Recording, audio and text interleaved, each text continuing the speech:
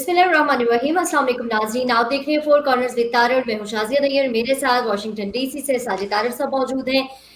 और आज हम प्रोग्राम में जिन टॉपिक्स पे बात करेंगे उसके ऊपर मैं थोड़ा सा बाद में तफसील से बात करती हूँ। सबसे पहले साजिद साहब को प्रोग्राम में वेलकम करते हैं। अस्सलाम वालेकुम साजिद साहब, कैसे हैं आप? वालेकुम सलाम। Thank you Shazia, thank you. Sajid साहब, बलूचिस्तान में आने वाले सैलाब के हवाले से मैं प्रोग्राम शुरू करना चाहूँगी कि बलूचिस्तान में सैलाब की तबाहकारियाँ जारी हैं। हम लोग देखते हैं कि जब भी सैलाब आता है, सैलाब आने से पहले हम कोई ऐसी तैयारी नहीं करते हैं सिवाय इसके कि वेदर अलर्ट जारी कर दिए जाते हैं। लेकिन जैसे ही इस तरह की कोई बारिशें आती हैं सामने, तो बहुत बड़े पैमाने पर तबाहकारियाँ जारी हो जाती हैं। यहाँ पर मुख्तलिफ इलाके जो हैं वो बुरे तरीके से मुतासिर होते हैं। लेकिन ये तैयारियां हमारी पहले से क्यों नहीं होती हैं कि अगर हम ऐसी कोई तैयारियां करके रखें कि अगर सैलाब का खतरा होता है या सैलाब आता है तो हमने उससे कैसे निपटना है। हमेशा लोग बीच में फंस जाते हैं, उसके बाद हम तैयारी कर रहे होते हैं कि हमने इनको कैसे रेस्क्यू करना है। क्या कहेंगे आप? देखें, इस पे जितना अफसोस किया जाए कम है, क्योंकि जो बलूचिस्तान और कुछ एरिया जो सिंध का है और बल्कि सूबा सरहद के अंदर भी सैलाब ने बहुत तबाह की हैं चीज़ें। और पंजाब में भी ज़्यादातर थ्रेट्स जिन मौजूद है। और जितना ज़्यादा नुकसान हुआ है गरीब लोगों का, उसमें अमीर लोग जो वीएटर्स हैं उनकी तो सेहत पे कोई असर नहीं है।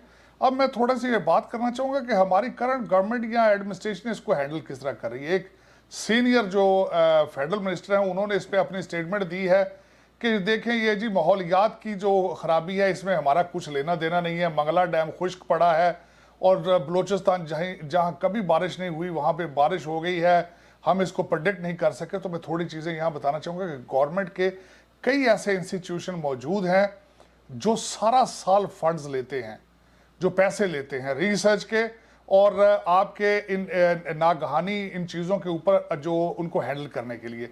लेकिन अदारा कौन सा आता है रेस्क्यू करने के लिए? वो सिर्फ फौज आती है। या तो वो अदारे बंद कर देनी चाहिए और जो पैसे तनख्वाहें ले रहे हैं सारा साल की वो भी बंद कर देनी चाहिए। लेकिन जिस तरीके से पाकिस्तान का हर अदारा एक नाकाबिले अमल और बेकार और करप्शन से भरा पड़ा है, उसी तरीके से माहौलियात और उसी तरीके से हमारे रेस्क्यू के अदारे जो हैं वो भी बिल्कुल सिफारशी लोग भर्ती होते हैं और वो काम नहीं करते। वो समझते हैं हमें तो टच कोई नहीं कर सकता, क्योंकि सारे एलीट लोगों के साले और उनके बहनोई होते हैं। तो ये उसी का एक इशू है।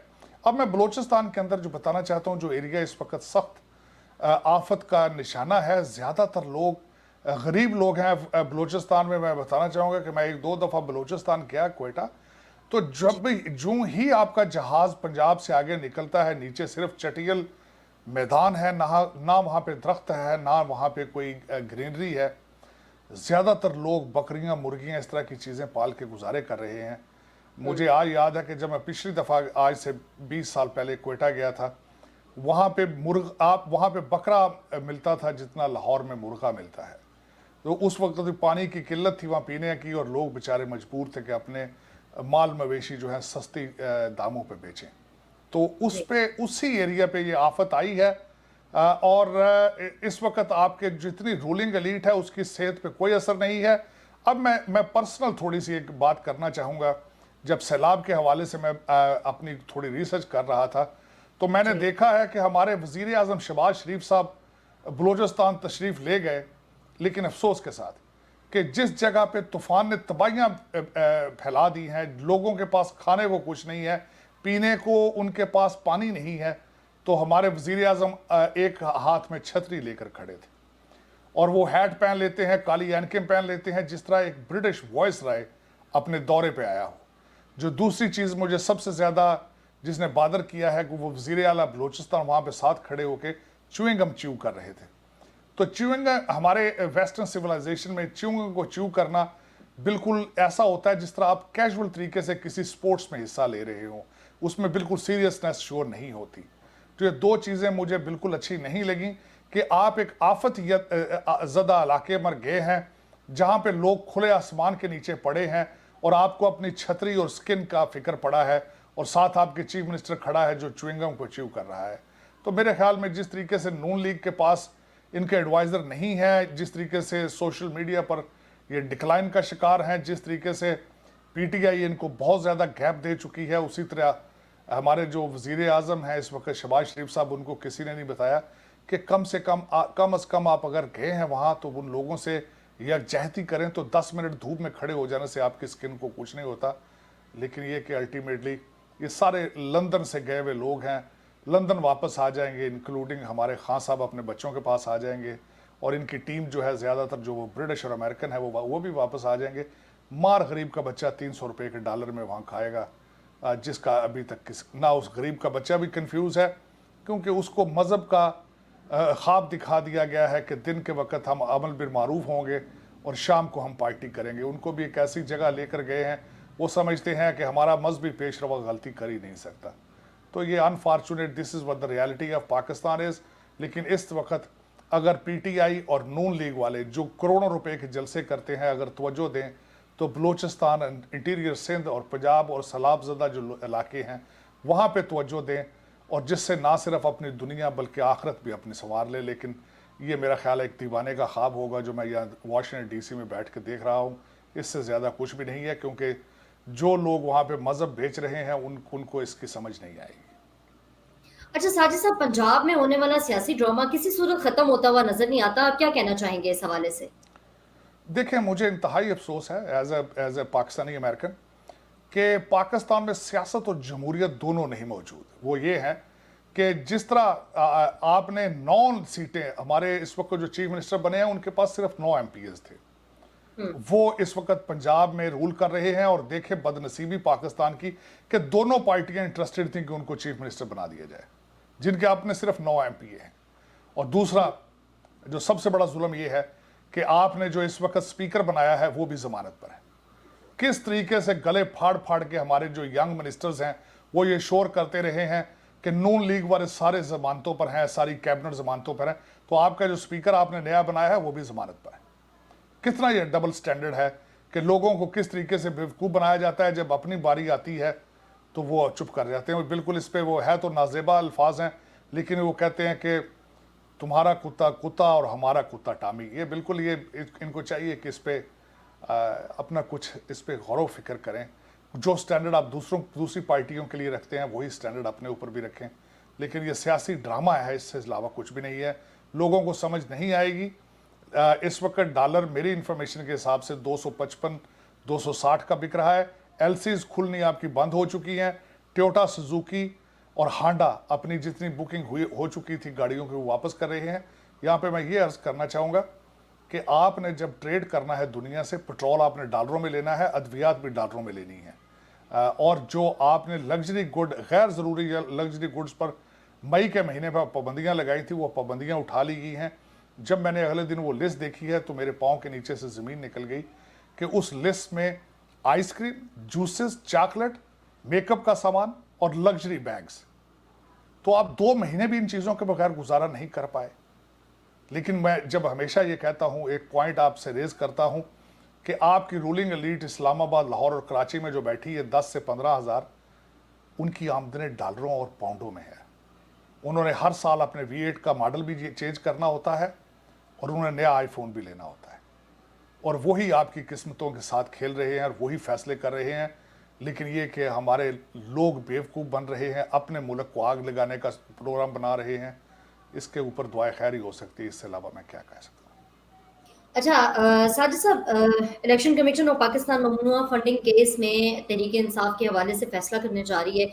आप क्या समझते हैं, क्या फैसला होगा? क्या इस दफ़ा इमरान खान को रिलीफ मिल पाएगा या फिर वो सज़ा की तरफ जाएंगे? देखें, एक तो फैसले के बारे में खैर फैसला तो पहले ही आ चुका है। फाइनेंशियल टाइम्स ने जो लेटर लिखा है अगले दिन, जो अखबार में उन्होंने आर्टिकल लिखा है आरफ नकवी के हवाले से, मेरे ख्याल में उसमें फैसला मौजूद है पीटीआई का। मुझे सिर्फ 2 चीज़ों पे एतराज़ है उस पर, अपने अमीरुल मोमिनीन पर सिर्फ 2 चीज़ों का एतराज़ था। अगर वो उनकी क्लैरिफिकेशन कर दें तो मैं समझता हूँ उसमें सारे जवाब आ जाएंगे। एक तो आरफ नकवी सब जब अरेस्ट हुए थे वो पाकिस्तान से फ्लाई करके इंग्लैंड जा रहे थे। एयरपोर्ट पे जब पकड़ा गया उनको और उनको कहा कि आपको एक कॉल की इजाज़त दी जाती है तो आप किसको कॉल करेंगे, तो उन्होंने खान साहब का नाम दिया था। और दूसरी उसमें ये बात करूँगा, जो खान साहब उसके साथ सौदों में डीलें कर रहे थे, तो दूसरी बात ये थी कि वो के इलेक्ट्रिक, आरफ नकवी के इलेक्ट्रिक का मालिक था। और 2016 में जब उसकी कंपनी नीचे जाने लगी तो उसने शंघाई इलेक्ट्रिक वो कंपनी बेचने की कोशिश की। और जब पाकिस्तान की ब्यूरोक्रेसी उसको सही तरीके से हैंडल नहीं कर पा रही थी जल्दी नहीं कर रही थी, तो खान साहब ने अपने इम्पोर्टेड बच्चों को गुस्से से कहा था कि इसको फ़ौरन अकामोडेट किया जाए। ये दूसरी बात। और तीसरी पॉइंट उसमें से जो उस आर्टिकल में से निकलती है कि उन्होंने यूएई से खान साहब को पैसे दिलवाए, और वो सिर्फ इसलिए दिलवाए कि आपके ग्वादर की जो है वो उसकी तरक्की, उसकी जो काम हो रहा था वो रुक जाए, सी पैक को रोक लिया जाए। इन तीनों चीज़ों का जवाब जो है वो कौम चाहती है, लेकिन सिर्फ वही कौम चाहेगी जो इस वक्त जो अकल के नाखून रखती है, जो अखबार पढ़ती है, जो फाइनेंशियल टाइम पे एग्री करती है। और ये वही फाइनेंशियल टाइम है जिसकी खान साहब अपनी तकारीर के अंदर इसकी मिसालें दे चुके हैं। तो मेरे ख्याल में इसका आपका फॉरेन फंडिंग का फैसला फाइनेंशियल टाइम्स ने आज से 3 दिन पहले दे दिया था। उसमें नज़र आ रहा है कि खान साहब बाहर से पैसे लेते रहे हैं और बाहर के इंटरेस्ट को प्रोटेक्ट करते रहे हैं। खान साहब अपनी कौम को जवाब देने से कासर हैं, इसीलिए बार बार इलेक्शन कमीशन के चेयरमैन की रेजिग्नेशन का मुतालबा करते रहे हैं। लेकिन अफसोस कि इस वक्त हमारे जो बच्चे हैं वो इतने गुमराह हो चुके हैं, जिनको खान साहब कई दफ़ा ये कह चुके हैं कि आपको हज और उम्रा करने की ज़रूरत नहीं है, यहाँ पे पीटीआई के लिए काम करें। और उनको वो कह चुके हैं जो इस वक्त पीटीआई से मुनहरफ हुए थे वो शिरक कर रहे हैं। तो इस वक्त वो एक सियासी पार्टी से मजहबी पार्टी की तरफ जा चुके हैं। और हमारे बच्चे ये समझते हैं पाकिस्तानी कि खान साहब और उनकी पार्टी कोई गलती नहीं कर सकते। जो कुछ है ये इस्लाम के खातर, एक इस्लाम के लिए ये साजिश की जा रही है, और हमारा मुस्तकबिल जो है सिर्फ खान साहब ही संवार सकते हैं। मुझे आपके इसके फॉरेन फंडिंग के साथ एक और चीज़ को मैं रिलेट करना चाहूँगा जो पाकिस्तान के हालात इस वक्त चल रहे हैं। जब जनरल बाजवा साहब ने अगले दिन वेंडी शर्मन को कॉल की तो खान साहब ने उसको बड़े कैजुअल तरीके से दो इन्होंने स्टेटमेंटें दी जो कि मुझे बहुत अजीब लगी। एक तो खान साहब ने पूछा था कि क्या हमें अमेरिका से पैसे चाहिए। खान साहब मैं पूछना चाहूँगा कि आपको पता नहीं है पाकिस्तान के इस वक्त फाइनेंशियल हालात क्या चल रहे हैं। और दूसरा खान साहब और जिस तरीके से आपने कैजुअल कहा है, आपने आरफ नकवी जैसे दोस्त रखते हैं, अगर आप समझते हैं कि और खान साहब ने कहा कि अगर अमेरिका से पैसे लिए तो उनकी शराइत साथ आएंगी। तो खान साहब आप IMF के साथ, जो दो आपके फाइनेंस मिनिस्टर थे दोनों IMF के मुलाजम थे, और आपने IMF की खातर आपने लेजिस्लेशन की। और अगर आपके पास पैसे मौजूद हैं तो पाकिस्तान को कर्जा दें $4-5 बिलियन का, क्योंकि आपका दोस्त आरफ नकवी $14 बिलियन को डील कर रहा था। दूसरा, खान साहब ने बार बार कहा कि बाजवा साहब के ने कॉल नहीं करनी थी, किसी और को करनी चाहिए थी। तो खान साहब जब चाइना और सऊदी अरेबिया आपसे नाराज होते थे तो यही बाजवा साहब वहां से भी जाके आपकी जमानतें और गारंटियां देकर पैसे लाते थे। आप पता नहीं माजी को क्यों भूल जाते हैं, आप बिल्कुल ऐसे बन जाते हैं, छुई मुई हो जाते हैं जिस तरह आपको बिल्कुल हर चीज़ भूल चुकी है और आप गलती नहीं कर सकते। नौज बिल्ला आप फरिश्ता हैं। तो ये बिल्कुल ज्यादती होगी, ये ज्यादती की खान साहब ने, लेकिन कौम जो है वो इसको सुनने के लिए तैयार नहीं है। खान साहब जो चूरन बेच रहे हैं वो मुसलसल बिक रहा है, यही इस कौम के साथ धोखा हो रहा है। अच्छा साजिद साहब, पाकिस्तान के हर इदारे के बारे में हम लोग देख रहे हैं कि इंतशार का शिकार है, वहाँ पे इख्तलाफात मौजूद हैं, लेकिन सुप्रीम कोर्ट और जो जुडिशल काउंसिल है उनके दरमियान भी इख्तलाफात खुलकर सामने आ चुके हैं। इस हवाले से आप क्या कहना चाहेंगे? क्या अदलिया में भी अब एक आखिरी इदारा था जो सबके सामने था, जिसको रोल मॉडल बनाया जा सकता था कि वहाँ पर सबकी किस्मतों के फैसले हो रहे होते थे, और उनके जो फैसले हैं गुज़िश्ता कुछ अरसे से ख़ास तौर पर सियासत में उनके जो फैसले थे वो उन्होंने पाकिस्तान को काफ़ी इफ़ेक्ट किया है। तो अब ये जो इख्तलाफात सामने आ रहे हैं, क्या ये इदारा भी इसी तरह मुतनाज़ हो जाएगा? इस वक्त पाकिस्तान का हर सियासी फैसला जो है वो अदलिया कर रही है। उसकी एक मिसाल, रिसेंट मिसाल ये दूंगा, जो 11 इस्तीफे अभी आपकी करंट हुकूमत ने इलेक्शन कमीशन ने मंजूर की हैं, उसके लिए भी PTI अदालत में जा चुकी है, जो कि ज्यादती होगी। उसकी वजह यह है कि अदलिया को अदलिया रहना चाहिए, उसको सियासत में नहीं आना चाहिए। उनको कॉन्स्टिट्यूशन को डिफाइन करना है, उन्होंने नए सिरे से नहीं बनाना। पिछले फैसले में भी हमारे जो चीफ जज हैं उन्होंने कॉन्स्टिट्यूशन के अंदर चीजें ऐड करने की कोशिश की है। मैं समझता हूं कि इस वक्त सबसे बड़ा क्वेश्चन मार्क ये है कि ये 3 ही जज हर चीज का फैसला क्यों कर रहे हैं। आपके 6 पुराने सुप्रीम कोर्ट के बार काउंसिल के जो सदूर थे, उन्होंने रिक्वेस्ट की कि हमें बड़ा बेंच, लार्जर बेंच या फुल बेंच दिया जाए, उसको रिफ्यूज किया गया।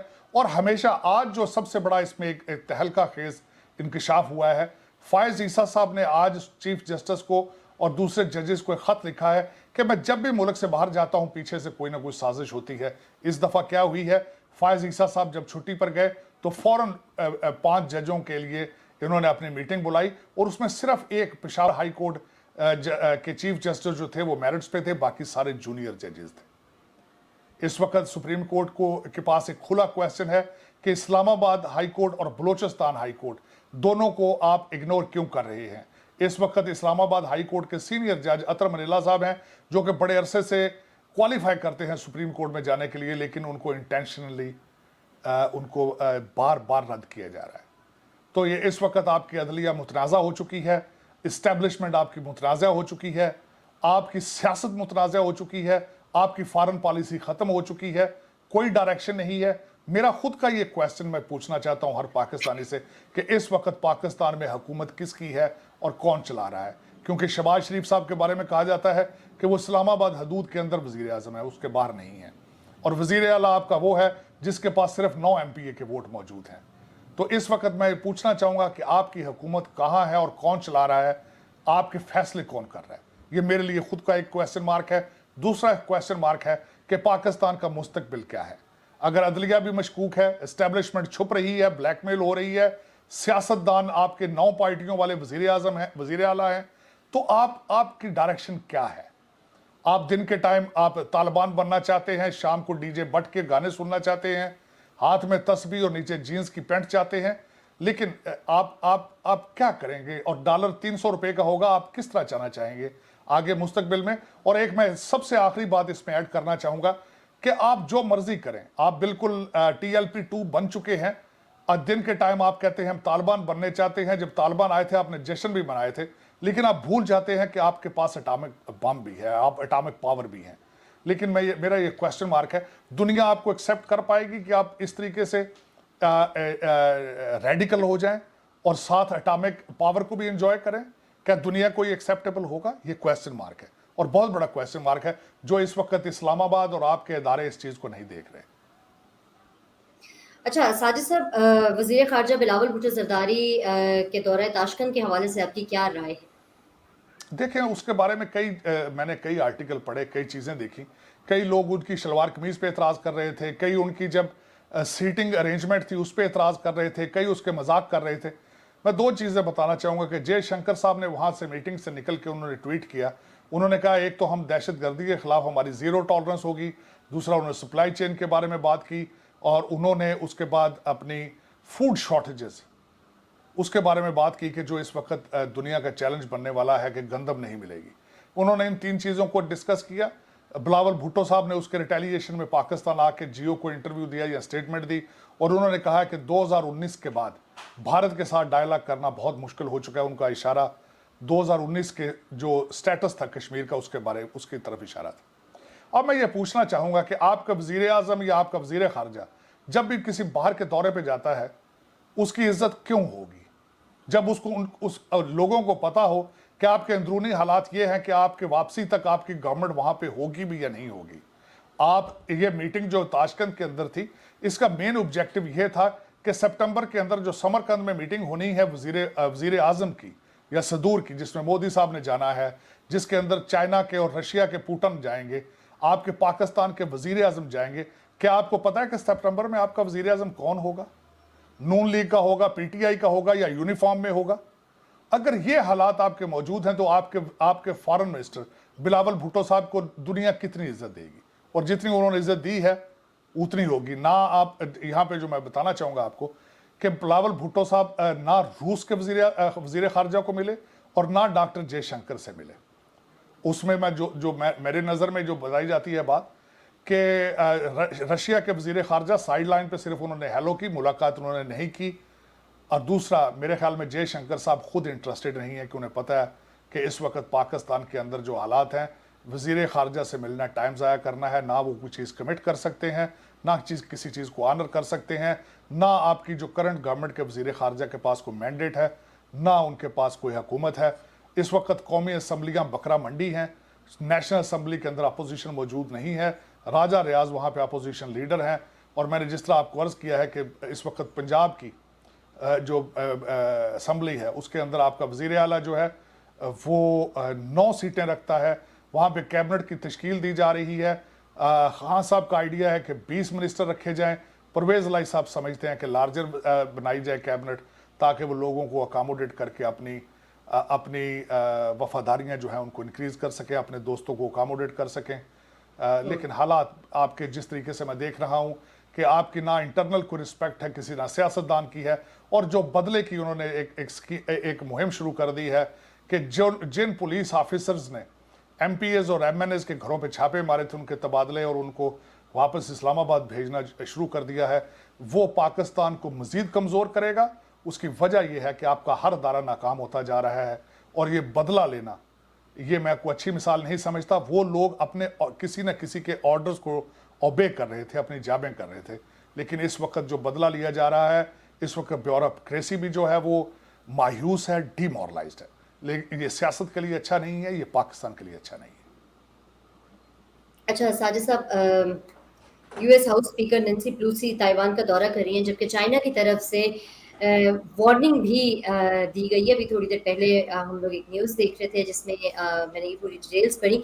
मैं चाहूँगी कि इसके ऊपर आप अपनी राय दीजिएगा कि आगे क्या होने जा रहा है? देखिए, नैन्सी पेलोसी का दौरा जो साउथ एशिया का है, उसके बारे में मेरी राय ये है कि इस वक्त सऊदी अरेबिया से जो बाइडन साहब अपना एक नाकाम दौरा करके वापस आए हैं, और उस पर उनका काफ़ी पॉलिटिकल कैपिटल उनका ज़ाया हुआ। यहाँ पे मिड टर्म इलेक्शन में हर रिपब्लिकन को उसको डिस्कस किया, और इससे पहले अगर देखा जाए तो अफगानिस्तान और यूक्रेन की वजह से अमेरिकन आर्मी, पेंटागन डीमोरलाइज्ड है, तो उस पर रिकवर करने की कोशिश की जा रही है। यहाँ पे कुछ लोग ये भी सोच रहे हैं कि ये एक पॉलिटिकल प्रोपेगेंडा स्कीम से अलावा कुछ भी नहीं। इस वक्त लोगों की तवज्जो महंगाई से हटाना और बाइडन एडमिनिस्ट्रेशन की फेल पॉलिसियों की तरफ से हटाने के लिए एक हथकंडे के तौर पे इस्तेमाल किया जा रहा है। नैन्सी पेलोसी यहाँ से अपने एशियन दौरे पे जा चुकी हैं, और वो जाएंगी मलेशिया में, जापान में, साउथ कोरिया में, और उसके बाद ताइवान में। लेकिन PLA ये चाइना के लिए इंपॉर्टेंट क्यों है? क्योंकि PLA, पीपल लिबरेशन आर्मी जो है, एक तो उनकी एनिवर्सरी है, दूसरा इसके साथ इस वक्त जो थर्ड टर्म के लिए प्रेसिडेंट शी इलेक्शन लड़ रहे हैं, उनके पास गलती की गुंजाइश मौजूद नहीं है। अगर नैन्सी का दौरा कामयाब होता है तो उनको इलेक्शन में डिफिकल्टीज आएंगी। लेकिन यहाँ पे मैं ये अर्ज करना चाहता हूँ कि हालात इतने सेंसिटिव हैं कि इंडियन ओशन के अंदर इस वक्त चाइना का भी शिप कैरियर आ चुका है, और दूसरा अमेरिकन शिप कैरियर भी आ चुका है। इस वक्त रशिया और चाइना दोनों की मिलिट्री एक्सरसाइजेज शुरू हो चुकी हैं, और चाइना ताइवान के बिल्कुल नज़दीक अपनी नेवल एक्सरसाइजेज कर रहा है, और उसमें लाइव एमुनिशन को यूज़ किया जा रहा है, जो कि बहुत सेंसिटिव है। तो मेरे ख्याल में इस वक्त दुनिया ऑलमोस्ट थर्ड वर्ल्ड वॉर के धाने पर खड़ी है। आगे सर्कमस्टांसेस कहाँ लेके जाते हैं इन चीज़ों को, ये एक बहुत बड़ा चैलेंज होगा सारी दुनिया के लिए। लेकिन आए मिल के दुआ करेंगे ताकि इन चीज़ों से बच के लोग फूड शॉर्टेजेस, हंगर की तरफ तवज्जो दें, क्योंकि जंगें हर चीज़ का हल नहीं है। कोशिश करनी चाहिए कि चीज़ें डिप्लोमेसी के ज़रिए उनका हल ढूंढा जाए। अच्छा साजिद साहब, एक आखिरी क्वेश्चन पूछना चाहूँगी कि हम लोग देखते आए हैं कि जब से डॉलर को पहचाना जाना गया कि डॉलर की प्राइस में कुछ अरसे के बाद थोड़ा बहुत मामूली सा इजाफा हुआ करता था, लेकिन अभी कुछ अरसे में पिछले कोई 3 से 4 माह में बेतहाशा इजाफा होता जा रहा है, जिसका पाकिस्तान के ऊपर बहुत मनफी असर हो रहा है। पाकिस्तान में महंगाई बढ़ती जा रही है, लोगों के लिए ज़रूरियात ज़िंदगी खरीदना बहुत मुश्किल होता जा रहा है। इसके हवाले से आप क्या कहना चाहेंगे? देखिए, डॉलर में मैं इस पे काफ़ी रिसर्च काफ़ी दिनों से कर रहा हूँ कि पाकिस्तान में डॉलर के साथ हो क्या रहा है। तो जी। पाकिस्तान से सबसे ज़्यादा डॉलर जो है, एक तो अफगानिस्तान में स्मगल होके जा रहा है, क्योंकि पाकिस्तान में इसकी डॉलर की प्राइस 250 है और अफगानी करेंसी में 255 की है। दूसरा, इसकी डायरेक्शंस जो है वो दुबई की हैं। अभी रिसेंट सर्वे एक आया है कि पाकिस्तानी जो है 8वें नंबर पर है दुबई में प्रॉपर्टियां खरीदने में, और तीसरी इसकी डेस्टिनेशन लंदन या टोरंटो या न्यूयॉर्क है।